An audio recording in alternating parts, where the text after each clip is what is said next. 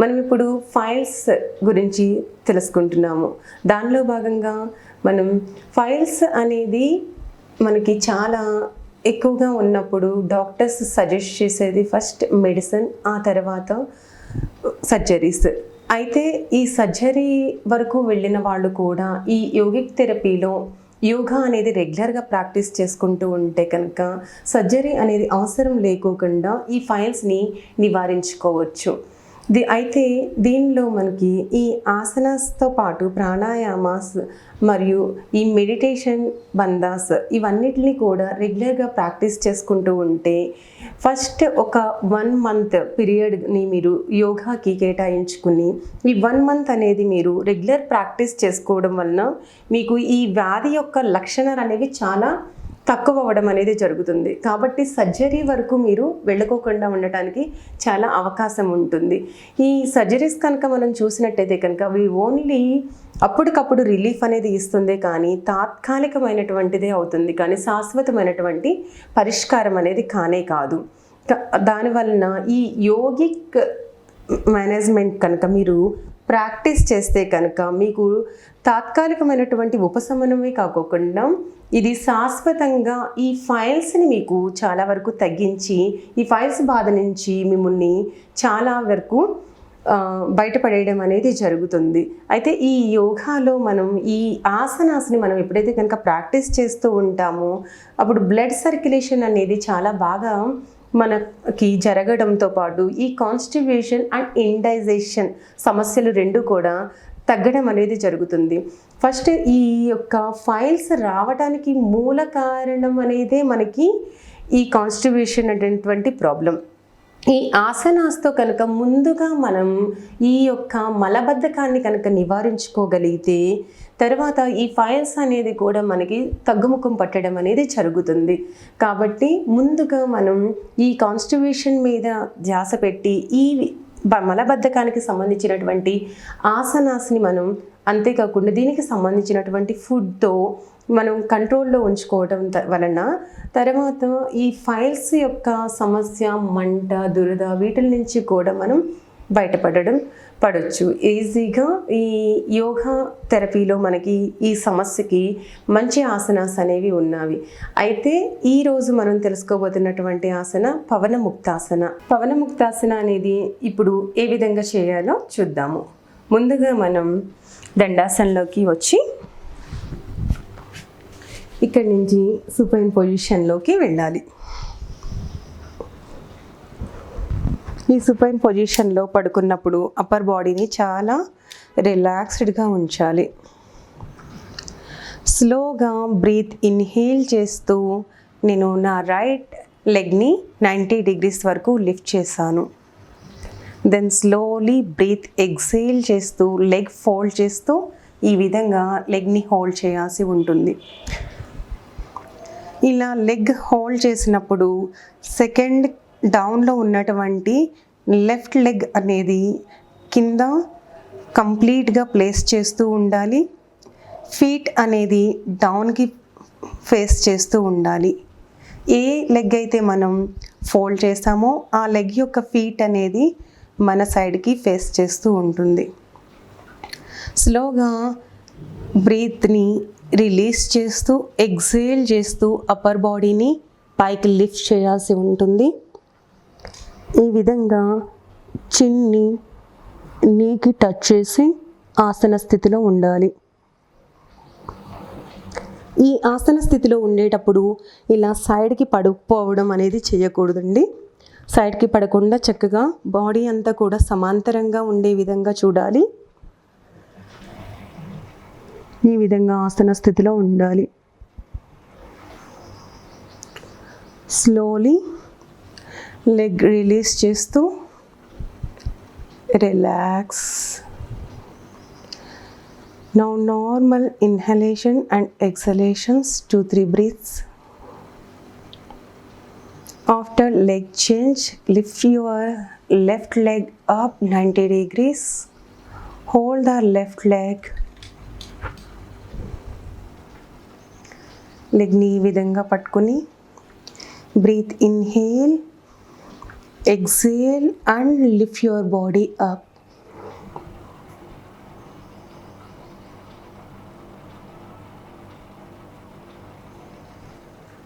Then slowly exhale, relax.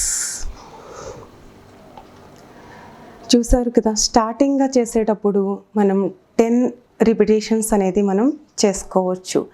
Back pain and neck pain ఉన్నవాళ్ళు ఈ విధంగా సింగిల్ లెగ్ మాత్రమే చేయాల్సి ఉంటుంది.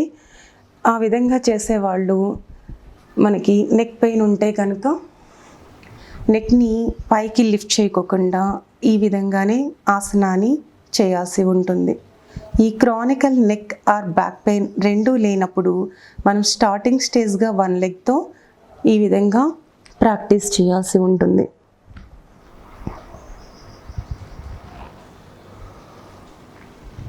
ఈ అర్ధ పవనముక్తాసన అనేది అలవాటైన తర్వాత కంప్లీట్ పూర్ణ పవనముక్తాసన అనేది చేయాలి. Breath in, breath out, hold your leg, inhale, deep inhalation, deep exhalation, and lift your body up.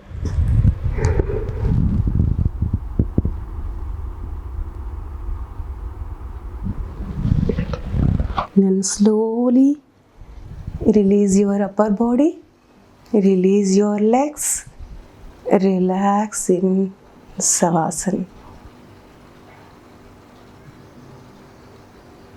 చూసారు కదా అండి, పవనముక్తాసన అనేది ఏ విధంగా చేయాలో. అయితే ఈ పవనముక్తాసని ఎవరెవరు చేయకూడదు అంటే కనుక హెర్నియా ఇబ్బంది ఉన్నవాళ్ళు ఈ పవనముక్తాసన్ని చేయకపోవడం అనేది చాలా మంచిదండి. అంతేకాకుండా మనకి రీసెంట్గా కనుక స్టమక్కి సంబంధించినటువంటి సర్జరీస్ ఏవైనా ఉంటే జరిగితే కనుక 6 months తర్వాత ఈ ఆసనాన్ని ప్రాక్టీస్ చేసుకోవచ్చు. అంతేకాకుండా లోయర్ బ్యాక్ ఇబ్బంది ఉన్న వాళ్ళైతే కనుక సింగిల్ లెగ్ అనేది చేసుకోవడం అనేది చాలా మంచిది. డబల్ లెగ్స్ ఒకటేసారి చేయడం వల్ల వాళ్ళకి లోయర్ బ్యాక్ మీద ప్రెషర్ పడుతుంది కాబట్టి సింగిల్ లెగ్తో ప్రాక్టీస్ చేసుకోవాల్సి ఉంటుంది. అండ్ నెక్కి సంబంధించినటువంటి ఇబ్బందులు అండ్ క్రానికల్ బ్యాక్ పెయిన్ ఉన్న వాళ్ళు ఈ విధంగా సింగిల్ లెగ్ ప్రాక్టీస్ చేసుకోవాలి. సివియర్గా మనకి నెక్కి సంబంధించినటువంటి ఇబ్బంది బాగా ఉంది అనుకున్న వాళ్ళైతే కనుక ఈ పవనముక్తాసన చేసేటప్పుడు అప్పర్ బాడీని రిలాక్సింగ్ పొజిషన్లో ఉంచి ఓన్లీ లోయర్ లెగ్స్ మాత్రమే చేసుకోవాల్సి ఉంటుంది. అప్పర్ బాడీని పైకి లిఫ్ట్ చేసి పెట్టడం అనేది చేయకూడదు. ఈ విధమైనటువంటి కాంట్రా ఇండికేషన్స్ని ఫాలో అవుతూ మీరందరూ కూడా ఈ ఆసనాన్ని రెగ్యులర్గా ప్రాక్టీస్ చేస్తూ ఈ ఆసన యొక్క ఉపయోగాన్ని పొందుతారని మనస్ఫూర్తిగా కోరుకుంటూ ధన్యవాదాలు.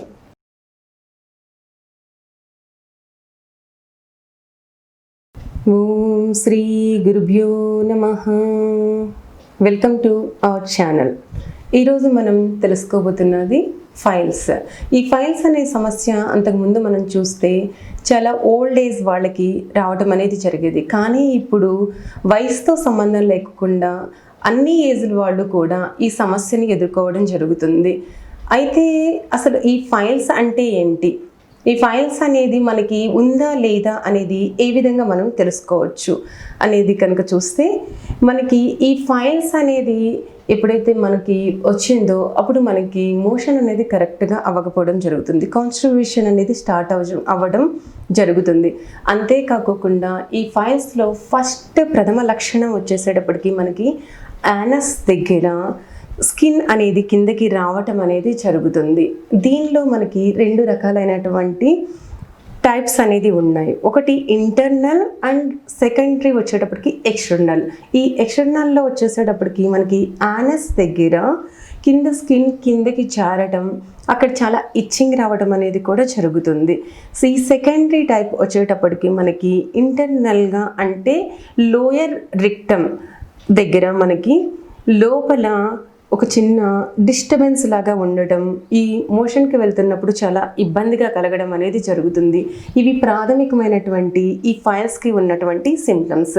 ఈ విధమైనటువంటి సిమ్టమ్స్ మనలో కనుక గుర్తించినట్లయితే ఈ యోగా అనేది రెగ్యులర్గా మనం ప్రాక్టీస్ చేసుకుని చాలా ఈజీగా ఇనిషియల్ స్టేజ్ నుంచి మనం చాలా బయటపడవచ్చు. అయితే ఈ ఫైల్స్ సమస్యలో ఈ యోగిక్ థెరపీలో ఈరోజు మనం తెలుసుకోబోతున్నటువంటి ఆసన భుజంగాసన. అయితే ఈ భుజంగాసన అనేది ఇప్పుడు ఏ విధంగా చేయాలో మనం ఇప్పుడు చూద్దాము. ఇప్పుడు మనం భుజంగాసన అనేది ఏ విధంగా చేయాలో చూద్దాం. ముందుగా భుజంగాసన చేయడానికి ప్రోన్ పొజిషన్లోకి వెళ్ళాల్సి ఉంటుంది.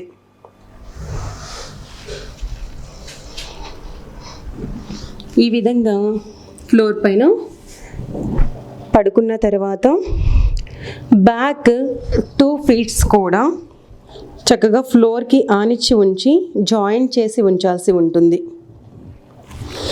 ఈ ఫ్రంట్ 2 యొక్క పామ్స్ కూడా ఈ విధంగా చెస్ట్ రీజియన్కి సైడ్స్లో ప్లేస్ చేసుకోవాలి.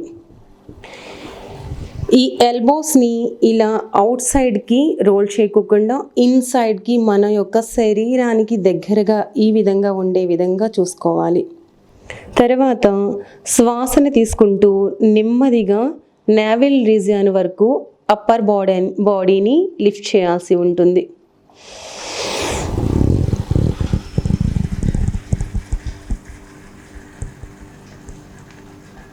ఈ పొజిషన్లో ఉన్నప్పుడు పైకి చూడాల్సి ఉంటుంది.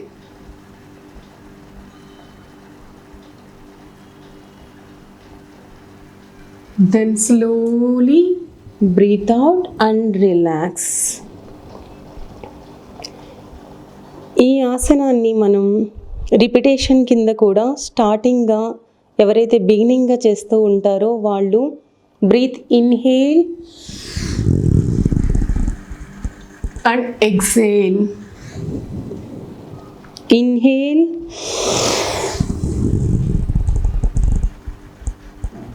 exhale. ఈ విధంగా ఒక 10 రిపిటేషన్స్ అనేది చేసుకోవచ్చు. ఈ విధంగా ఒక 1 week చేసిన తర్వాత అలవాటు అయిన తర్వాత ఆసన స్థితిలో 30 seconds వరకు కూడా ఉండొచ్చు.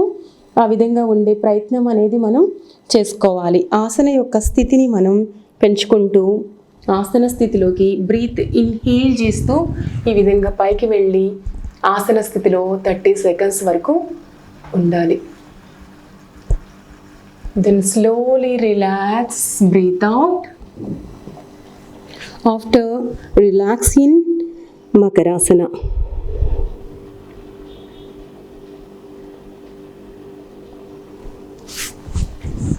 చూసారు కదా అండి, భుజంగాసన అనేది ఏ విధంగా చేసుకోవాలో. అయితే ఈ భుజంగాసనాన్ని ఎవరెవరు చేయకూడదు అంటే హెర్నియా ఇబ్బంది ఉన్నవాళ్ళు, స్టమక్కి సంబంధించినటువంటి సర్జరీస్ అయిన వాళ్ళు, లోయర్ బ్యాక్ ఇంజురీస్ ఉన్నవాళ్ళు ఈ ఆసనాన్ని చేయకపోవడం మంచిది. మిగిలిన వాళ్ళందరూ కూడా ఈ ఆసనాన్ని చక్కగా ప్రాక్టీస్ చేస్తూ డైలీ ఈ ఆసన యొక్క ఉపయోగాల్ని పొందుతారని కోరుకుంటూ ధన్యవాదాలు.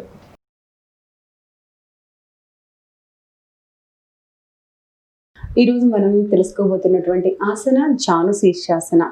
ఈ జాను శీర్షాసన అనేది మనకి సయాటికా పెయిన్స్కి మరియు తొడలో ఉన్నటువంటి అధికమైనటువంటి ఫ్యాట్ తగ్గడానికి చాలా రకరకాలైనటువంటి ఉపయోగాలు ఈ జాను శీర్షాసనంతో ఉన్నాయి. అయితే ఈరోజు మనం ఈ జాను శీర్షాసన మనకి యోగ శాస్త్రంలో ఈ ఇస్నోఫీలియా అనేటువంటి డిసీజ్తో ఎవరైతే కనుక సఫర్ అవుతున్నారో వాళ్ళకి ఈ ఆసన చాలా మంచి ఆసన. మనకి ఈ యోగ శాస్త్రంలో ఈ ఆసనాన్ని కనుక రెగ్యులర్గా మనం ప్రాక్టీస్ చేసుకుంటూ ఉంటే కనుక ఈ ఇస్నోఫీలియా నుంచి మనం బయటికి రావచ్చు. అసలు ఈ ఇస్నోఫీలియా అంటే ఏంటి అనేసి అంటే కనుక మన రక్తంలో తెల్ల రక్త కణాలు మరియు ఎర్ర రక్త కణాలు అనేవి 2 ఉంటాయి. ఈ తెల్ల రక్త కణాలలో ఈ ఇస్నోఫీలియా యొక్క పర్సంటేజ్ 5% ఉండాలి.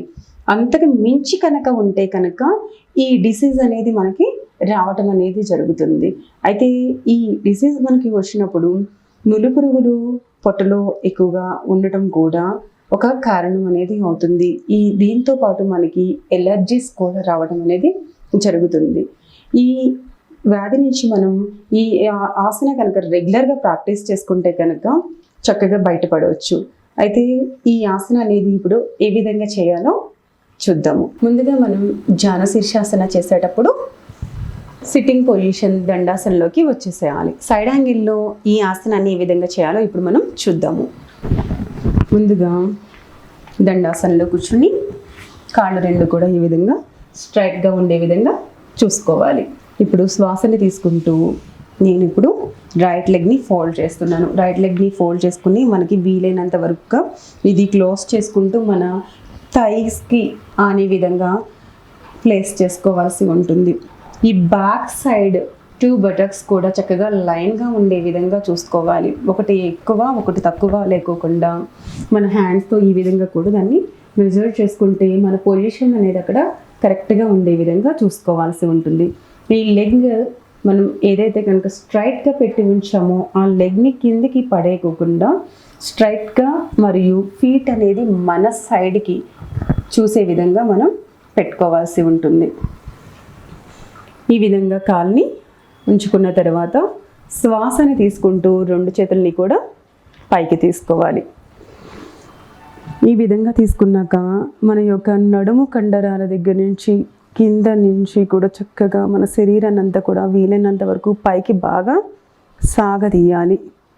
Normal inhalation, no exhale and bend forward bending చేస్తూ కిందకి ఆసన స్థితిలోకి వెళ్ళాల్సి ఉంటుంది.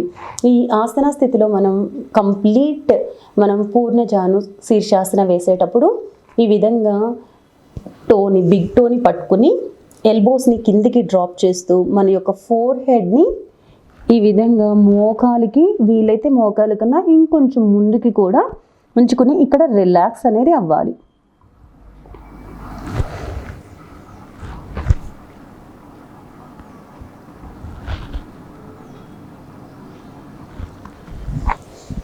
ఈ విధంగా స్టార్టింగ్గా చేసేటప్పుడు కనుక మనకి అవ్వట్లేదు అనుకున్నప్పుడు just breath, inhale then exhale, slowly go down. ఇంతవరకు మీకు ఫ్లెక్సిబిలిటీ ఉంటుందో అంతవరకే వెళ్ళాల్సి ఉంటుంది. మనం కాలిని పట్టుకోవడం మరియు హెడ్ని తీసుకుని వెళ్ళి లెగ్ ఇక్కడ నీ దగ్గర పెట్టాలి అనేసి నీని అప్ చేస్తే కనుక ఈ ఆసన యొక్క ఉపయోగం అనేది రాదు. దీనిలో మనకి కాలు కంప్లీట్గా మనకి సాగతీసి ఉండాలి. నీ దగ్గర బ్యాక్ సైడ్ అనేది కంప్లీట్గా మనకి ఓపెన్ అయ్యి అనేది ఉండాలి. ఎక్కడ కూడా మనం లెగ్ని మాత్రం బెండ్ చేయకూడదు. చాలా ఒబేసిటీ ఉన్న వాళ్ళకి ఈ ఆసన చేయడం అనేది చాలా కష్టంగా ఉన్నప్పుడు వాళ్ళ శరీరం ఎంతవరకు ఫ్లెక్సిబిలిటీ ఉంటుందో ఇక్కడి వరకు వెళ్తే కనుక ఇక్కడి వరకు ఈ విధంగానే చేయాల్సి ఉంటుంది. కానీ లెగ్ని ఫోల్డ్ చేసి రాంగ్గా చేయడం వల్ల మాత్రం మనకి ఈ ఆసన యొక్క ఉపయోగం అనేది ఉండదు. Again inhale then exhale. Second వేరియేషన్లో మనకి లెగ్కి అవుట్ సైడ్కి హ్యాండ్స్ని ఈ విధంగా ఫిక్స్ చేసేసుకుని then slowly head drop.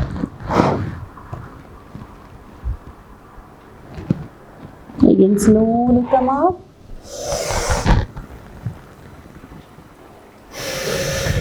Relax. ఈ ఆసన స్థితిలో మనం అలవాటు అయిన తర్వాత ఒక 30 సెకండ్స్ వరకు కూడా ఉండవచ్చు. అదేవిధంగా ఇప్పుడు మనం ఈ ఎడమ కాలుతో ఏ విధంగా చేసామో కుడి కాలుతో కూడా అన్నిసార్లు చేయాల్సి ఉంటుంది. మనం ఇటు సైడ్ ఎన్ని టైమ్స్ చేసాం, ఇప్పుడు సపోజ్ మనం రైట్ సైడ్ మనం ఒక 3 కౌంట్స్ అనేది చేసామనుకోండి, లెఫ్ట్ కూడా అదే విధంగా మనం చేసుకోవాల్సి ఉంటుంది. ఆసన స్థితిలో కనుక మనం ఉండగలిగినప్పుడైతే కనుక ఒక 2 టైమ్స్ అనేది మనం దీన్ని రిపీట్ చేసుకుంటే సరిపోతుంది. అలా కాకుండా కౌంటింగ్ బేస్డ్గా కనుక చేసుకున్నట్టయితే కనుక అంటే వెరీ బిగినింగ్ స్టేజ్లో మనకి నడుము దగ్గర ఫ్లెక్సిబిలిటీ అనేది ఉండదు. కాబట్టి ఆ ఫ్లెక్సిబిలిటీ రావడం కోసం మనం చేసేటప్పుడు ఒక 10 వరకు కూడా మనం చేసుకోవచ్చు. ఇప్పుడు లెగ్ చేంజ్ చేసి కూడా ఏ విధంగా చేయాలో చూద్దాము.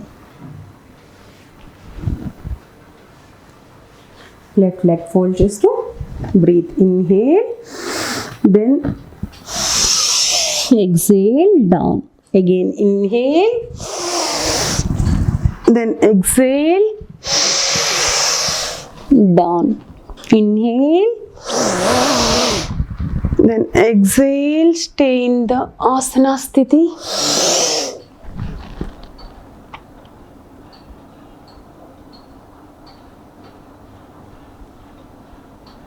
Then slowly come up with breathe. Relax. ఈ విధంగా 2 కాళ్ళతో కూడా మనం ప్రాక్టీస్ చేసుకున్న తర్వాత దండాసనలోకి వచ్చేసి దండాసనలో రిలాక్స్ అవ్వాల్సి ఉంటుంది. చూసారు కదండి, జాను శీర్షాసన అనేది ఏ విధంగా చేయాలో. ఈ ఆసనాన్ని క్రానికల్ బ్యాక్ పెయిన్ ఉన్నవాళ్ళు, సయాటికా ఉన్నవాళ్ళు చేయకపోవడం మంచిది. ఈ సయాటికా ప్రాబ్లం లేకుండా ఉన్న వాళ్ళైతే కనుక ఈ ఆసనాన్ని రెగ్యులర్గా ప్రాక్టీస్ చేసుకుంటూ ఉంటే వాళ్ళకి సయాటికా అనేది కూడా రాకుండా ఉంటుంది. ఆసన స్థితిలో మనం చేసేటప్పుడు కూడా మనం బ్యాక్ నరం కనుక మనం అబ్జర్వ్ చేస్తూ ఉంటే కనుక మన తుంటి జాయింట్ దగ్గర నుంచి ఒక నరం అనేది లాగుతున్న ఫీలింగ్ అనేది మనకి ఈ ఆసన స్థితిలో అనేది కలగడం జరుగుతుంది. దాన్ని చక్కగా అబ్జర్వ్ చేస్తూ లోయర్ బ్యాక్ దగ్గర నుంచి చక్కగా ముందుకు బాగా సాగతీస్తూ ఈ ఆసనాన్ని చేయాలి. ఈ ఆసనాన్ని మీరందరూ కూడా రెగ్యులర్గా ప్రాక్టీస్ చేసుకుంటూ మీకున్నటువంటి ఆరోగ్య సమస్యల నుంచి బయటపడతారని కోరుకుంటూ నమస్తే.